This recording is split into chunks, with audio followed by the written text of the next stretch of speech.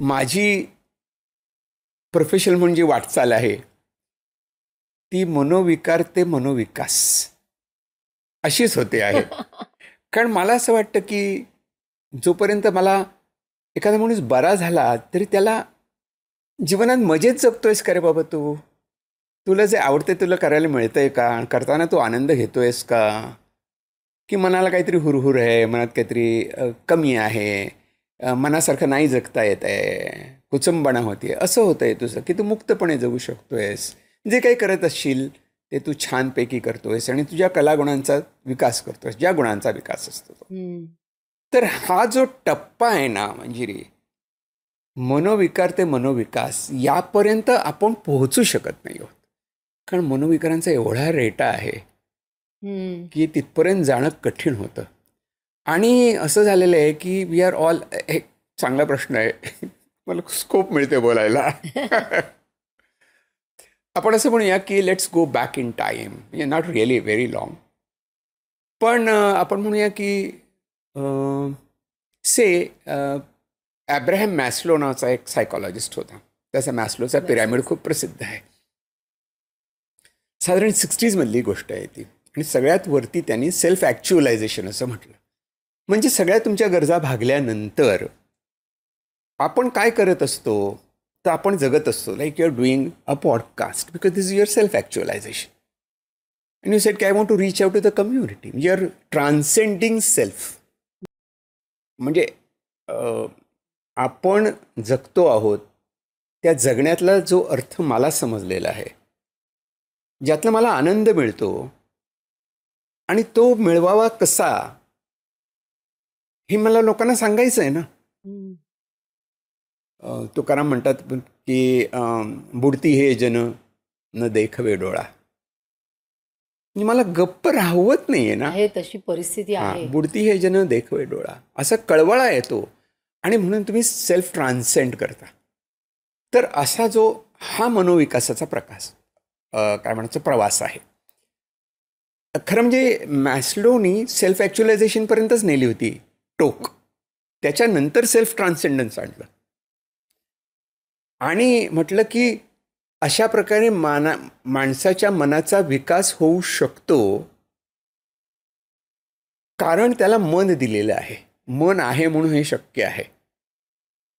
दुसरा महत्त्वाचा मुद्दा काय झाला की म्हणजे आपण थोडं हिस्ट्री बघितली ना, नॉट इंडियन हिस्ट्री, जिथे सायकॅट्रीची जास्तीत जास्त वाटचाल किंवा प्रगती म्हणूया अमेरिकेत झाली, युरोपमध्ये झाली. त्याच्यामध्ये असं झालं की मोठी महायुद्ध झाली. महायुद्धानंतरचा काळ त्यांचा खूप बदलला. बेबी बूमर्सचा काळ होता. त्याच्यानंतर अफगाण वॉर, त्याच्यानंतर इराकमधली वॉर, अशा ज्या वेगळ्या प्रकारच्या युद्धात अमेरिकन सैनिक अडकले आणि अमेरिकेत असं त्यांना त्याची कळ लागते तेव्हा ते सुरुवात करतात. तेव्हा त्यांच्या लक्षात आलं की we have been working on repair. त्याला ते वाईट अर्थाने नाही, पण त्याला ते रिपेअर सायकॉलॉजी म्हणतात की बिघडलेल्या माणसांना ठीक करणं. आपण गाडी मेकॅनिकल आउटलुक आहे, हा पॅराडाईम आहे की गाडी बिघडली पण गॅरेजमध्ये घेऊन जातो, तो सांगतो हे बदला बदला बदला, मग असं करा, ठीक आहे. त्या रिपेअर सायकॉलॉजीमध्ये आपण खूप संशोधन केलं, नवीन मॉलिक्यूल शोधून काढले, खूप मोठ्या प्रमाणामध्ये psychiatrist, psychologist, psychiatrist, social worker, nurse, मोठा ताफा उभा केला. पण प्रश्न नाही आहे सुटत. प्रश्न सुटत नाही आहे. Like what you sed earlier, प्रश्न सुटत नाही आहे. कारण मला रिपेअर सायकॉलॉजीच्या पलीकडे जाऊन पॉझिटिव्ह सायकॉलॉजीकडे जायला पाहिजे. म्हणजे माणसं आनंदी राहू शकतात, सुखाने जगू शकतात, चांगल्या प्रकारचे नातेसंबंध जोडू शकतात आणि त्यातनं त्यांना एक जीवनाचा एक वेगळा अनुभव येऊ शकतो. हा पण मनाचाच विचार आहे ना. शेवटी आनंदाने जगतो म्हणजे काय? मनाने जगतो आनंदाने. मी माझ्या बरोबरच्या माणसांशी चांगले संबंध ठेवतो, संवाद ठेवतो, म्हणजे काय तर मनानेच ठेवत असतो. म्हणजे मनाचा आपण फक्त आजारी मनाचाच विचार करत राहिलो. आपण व्यक्तिमत्वाची सुधारणा कशी होऊ शकेल किंवा सुधारणा सुद्धा नाही, विकास कसा होऊ शकेल, मग अशी म्हटलं ते मनोविकार ते मनोविकास, हा मार्ग ट्रॅजेक्टरी आपण शोधून काढली पाहिजे. आणि साधारण 90 साली पॉझिटिव्ह सायकॉलॉजी या विषयाचा सिरियसली अभ्यास व्हायला सुरुवात झाली. तोपर्यंत या सायकॉलॉजीला ह्युमॅनिटेरियन म्हणायचं, म्हणजे मॅस्लो वॉज की हा मानववादी आहे. नंतर मग पॉझिटिव्ह सायकॉलॉजी आली की ज्याच्यामध्ये आपण माणसाच्या जीवनात सकारात्मक होकारात्मक बदल करू शकतो, आनंदी होण्याचं प्रशिक्षण देऊ शकतो. It is like a bomb, how can you teach people to be happy? It's not possible. Happiology म्हणायला लागले, चेष्टा करायला लागले की अरे ऐसा कुछ नहीं होता वगैरे.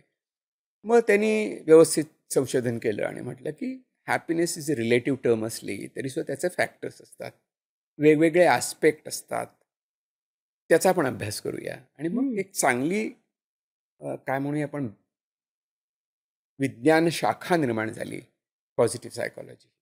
आणि मग आपल्याला मनोविकार ते मनोविकास असा प्रवासाचा आराखडा तयार झालेला आहे. आता हा प्रवास आपण एकट्याने करायचा का टूर गाईड बरोबर घ्यायचा, ग्रुपमध्ये जायचं की आपला पण मार्ग शोधत राहायचा, हे ज्यांनी त्यांनी ठरवावं. ही क्लिप शेवटपर्यंत बघितल्याबद्दल खूप खूप धन्यवाद. संपूर्ण एपिसोड बघण्यासाठी खाली दिलेल्या लिंकवर क्लिक करा आणि सर्व काही चॅनलला सबस्क्राईब करायला विसरू नका.